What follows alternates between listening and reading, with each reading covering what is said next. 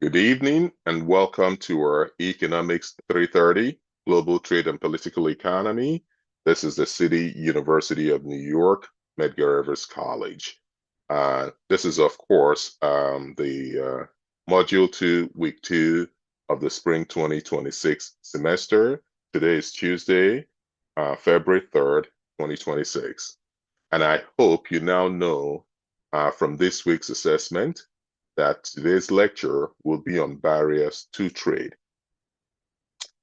This topic is even more salient given ongoing U.S. government agreement on reciprocal trade negotiations, with a stated goal to resolve trade asymmetries, facilitate global market access for U.S. industries, and stimulate investment in U.S. manufacturing. And I'm going to say this also, and this is important to highlight. Um, there are going to be some words and phrases that you might hear in this class that you may not have heard before. And don't worry about it. We would break them down as the weeks go along, and you will become quite familiar with them. That I promise you. So I wouldn't lose too much sleep over it. Of course, I would like for you to remember those words, but don't lose too much sleep over it. Uh, More recently, at the 2026 World Economic Forum in Davos, Switzerland, Canada's Prime Minister, Mark Carney, argued that stronger countries are using economic integration as weapons, tariffs as leverage, and supply chains as vulnerabilities to be exploited. Considering aforementioned background information, the learning objectives for this module is to understand why there can be barriers to trade, despite broad acknowledgement that trade is beneficial to all trading partners. And as we interrogate this paradox, we will identify the different constituencies nationally and internationally that attempt to limit trade. Let me add that I hope you are all aware of President Trump's international trade tariff regime. Accordingly, it is helpful to distinguish the rationale for President Trump's tariff from traditional resistance to free trade. Even so, the US government has reached framework agreements with the United Kingdom and the European Union, among others. Notably, China took a different approach of counter tariffs against the United States, although these were fairly modest, at least relative to US tariffs, and appear calibrated to try to send a message to the US and domestic Chinese audience without inflicting much damage. Indeed, President Trump's tariffs are not only intended to correct non-market trade practices, but instead, according to President Trump, tariffs were issued through the International Emergency Economic Powers Act to address the major threats posed by illegal aliens and deadly drugs crossing American borders, especially fentanyl. Demonstrably, the Trump administration now also uses tariff as a foreign policy tool. Yesterday, Monday, February 2nd, President Trump announced a trade deal with India that slashes US tariff on Indian goods to 18% from 50% in exchange for India halting Russian oil purchases and lowering barriers.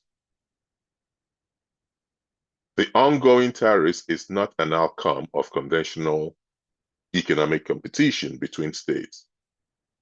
Indeed, not even President Trump appears to challenge the benefits of international trade. His international trade relations philosophy, however, appears to skew towards modern realism, where policies of great powers focus on strategic interest over human rights and international norms. In the weeks ahead, we will have opportunities to interrogate some of the challenges of the realistic perspective in international political economy. So now that we have an overview of current events, and keeping in mind that I will be taking questions after the formal lecture, let us now address the learning objectives for this week's module by interrogating the following questions. 1. Explain why trade among nations is beneficial.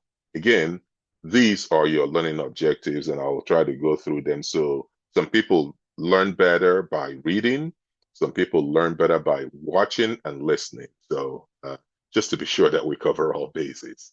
So again, the first learning objective for the week is to explain why trade among nations is beneficial. The World Bank Group, whom you would learn in the weeks ahead, has a stated mission to abolish poverty, acknowledges that while all countries have not benefited equally from trade, in part due to domestic political economy challenges, but overall, trade has generated unprecedented prosperity, helping lift some 1 billion people out of poverty in recent decades. As one example, trade leads to faster productivity growth, especially for sectors and countries engaged in global value chain. For least developed countries, and you guys will, and there are some phrases that will become very familiar to you, I hope, as the semester goes along. And one of those phrases are least developed countries or countries in the global south. These will be countries that are not as industrialized as the United States, Western Europe, Singapore, China, etc. These are mostly countries in the global south, the Caribbean, South America, Africa, parts of South Asia. So the shorthand for these countries are least developed countries or the global south. So you're going to hear these phrases being thrown in and out in lectures and the class discussions. So just take note of it. So for least developed countries with comparative advantage or an economy's ability, another thing that you also have to understand is that in each lecture, there are going to be keywords and phrases that are going to come up in our discussions. And it's important to track those words and phrases because they help put things in proper context.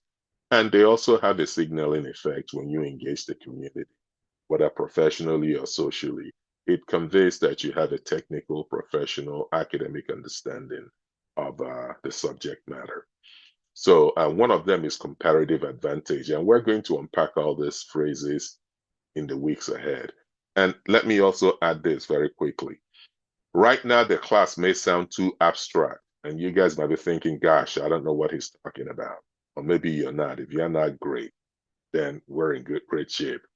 But I assure you that I will try to make the class as relatable as possible by tying the concepts we discuss with current events, things that you're hearing in the news, conversations you're probably hearing when you socialize with your friends or co-workers or other students. So I will try to make the class as practical as possible. So for least developed countries or LDCs with comparative advantage or an economy's ability to produce a particular good or service at a lower opportunity cost than its trading partners, trade or international trade provides opportunities to specialize in making a single component or input products like a keyboard rather than a finished product such as personal computers, where advanced economies are more competitive. Global value chains also give least developed countries access to foreign technology, know-how, and investment. Additionally, consumers in especially advanced economies enjoy a greater variety of goods and services at lower cost. Although some firms and workers in individual sectors may see their livelihood at risk due to competitive pressures. The second learning objective for this week is to identify the different constituencies within nations that influence trade policy. Despite aforementioned benefits, globalization is under pressure from different constituents. Traditionally, multinational businesses are champions of international trade or globalization as they seek global efficiencies to shore up profits, profit margins, and or deliver competitive pricing for consumers. Although, due to ongoing trade tensions, multinationals are increasingly considering nearshoring of their operations in attempt to de-risk their supply chains. On the other hand, unions in particular often blame globalization for the loss of manufacturing jobs in advanced economies. Environmentalists often blame environmental degradation on outsourcing of especially heavy industries to least developed countries with weak environmental regulation and enforcement mechanisms. Service providers in especially advanced economies may blame globalization for disruptions to supplies of vital goods. Increasingly, and especially in the United States, there appears to be an ideological resistance to rules-based international trade. In combination, these constituencies, among others, influence domestic policy, which affects trade policy and global political economy. The third learning objective for the week is to explain the attitudes of different constituencies, labor, business, organizations, and households towards trade. From the perspective of an advanced economy, so as an example, and I hope we know this, we in the United States, we are an advanced economy. Most of Western Europe are the entire Western Europe and most of the EU are advanced economies, as is Japan and South Korea, etc. So from the perspective of an advanced economy, labor, especially in low-end manufacturing, can be hostile to globalization as production is offshored, is often offshored to lower cost countries. Conversely, business organizations, especially multinationals, are natural champions of globalization due to inherent benefits in efficiency.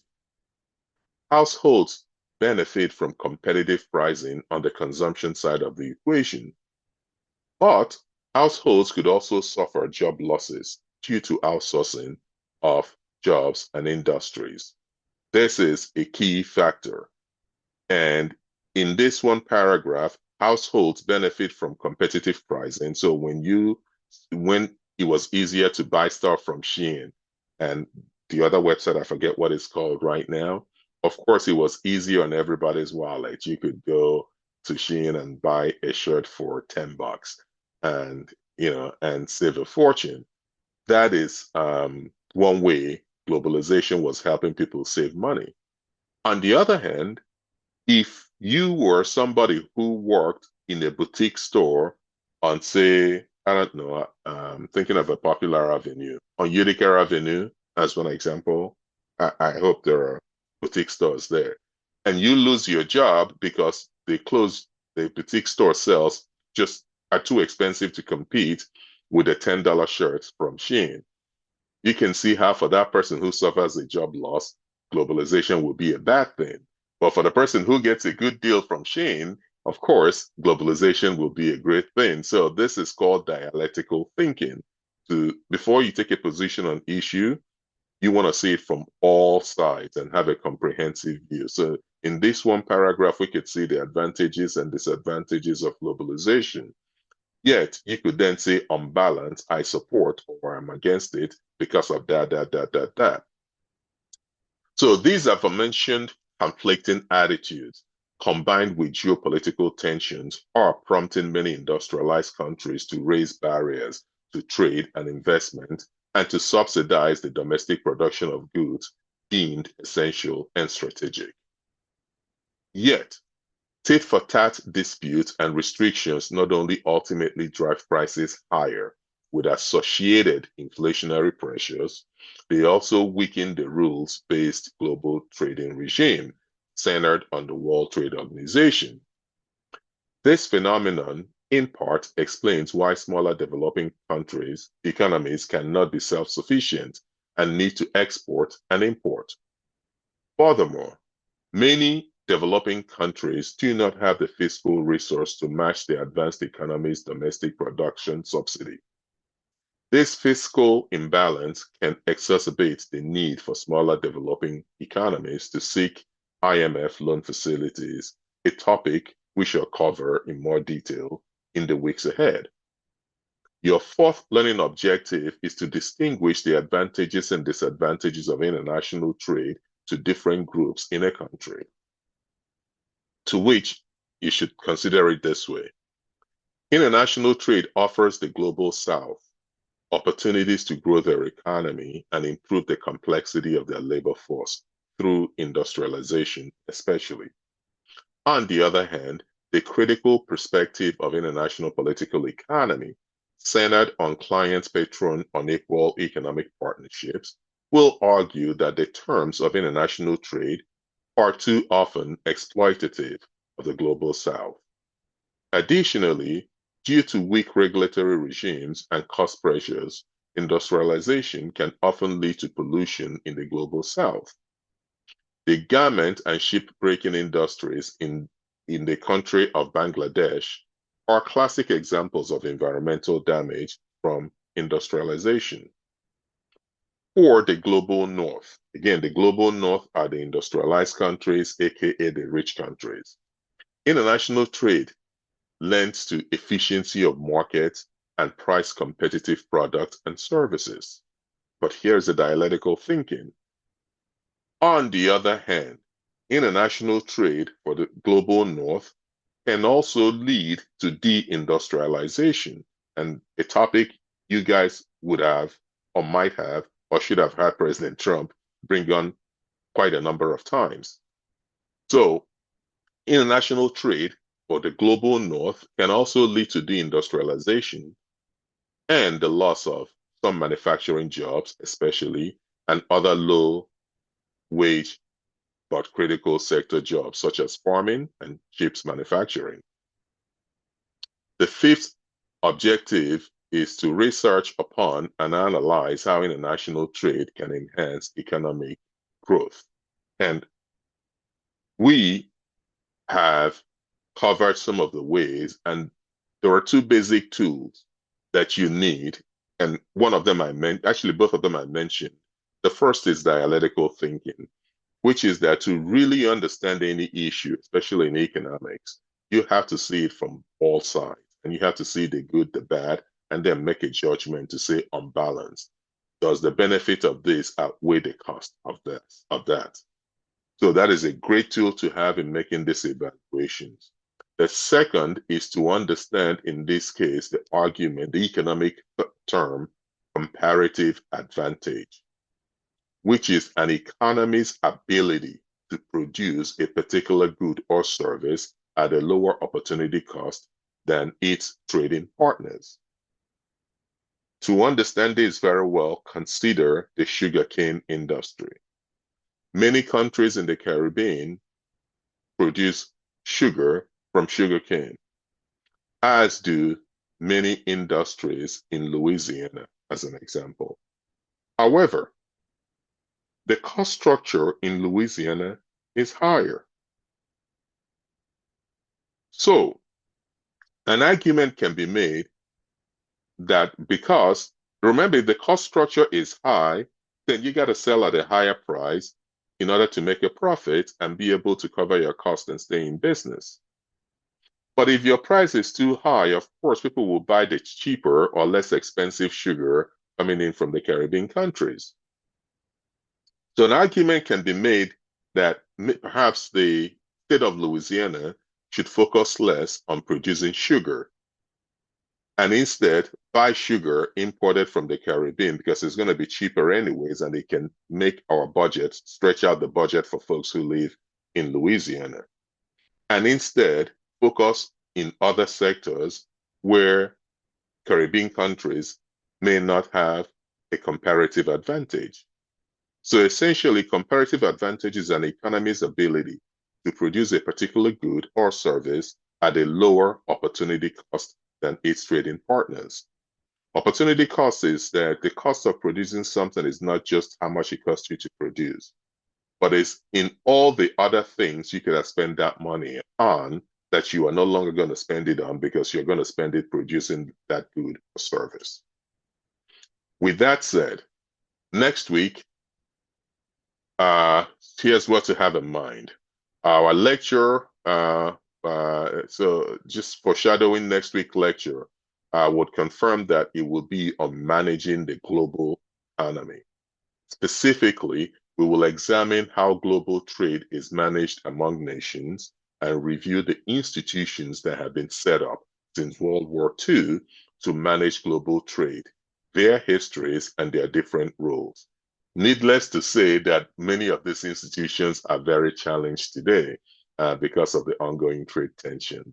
But with that, I will stop the recording, take your questions as necessary, for the lecture or further housekeeping issues with the class. Thank you.